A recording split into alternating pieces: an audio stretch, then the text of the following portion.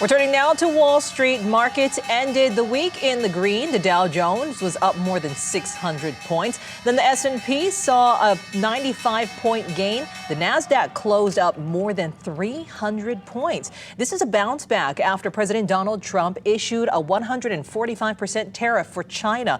Then China struck back today. And because of that, both vendors and customers in Honolulu's Chinatown could be feeling this impact. And Eric Nacton has that story.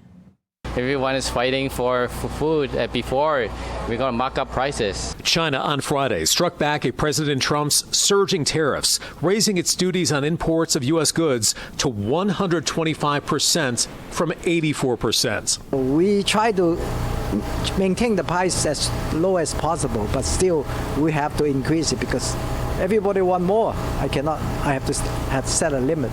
Products, services, and jobs in Chinatown could largely be in jeopardy. A matter of maybe 2 or 3 months, the price may be much higher because now I couldn't get stuff already from the mainland.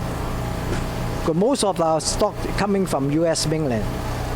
We have a small quantity coming in directly from China. I've been in this neighborhood, Oahu, Chinatown, probably 30 years.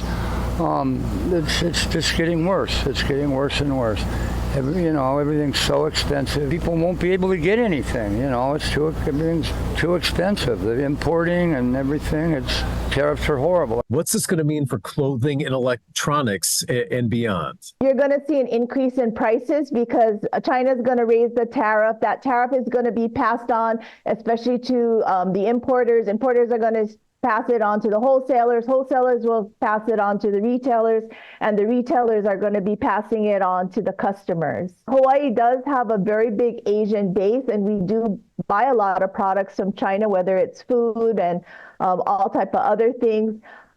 Most chips that are in a lot of our equipment, like even copiers, printer ink, all of that, our cars. The baseline 10% tariff that went into effect earlier this month remains in place for all affected imports. As far as precise specifics on what's ahead, it's difficult to fully predict, but people are noticing different trends and concerns when it comes to making purchases in recent days. I was at a store yesterday and this lady had like a couple gallons of shoyu and she's like, well, I got to buy my shoyu before the prices go up, and other people had other things in their carts as well. So some people are bracing for it already. In Chinatown, Eric Nacton, Island News.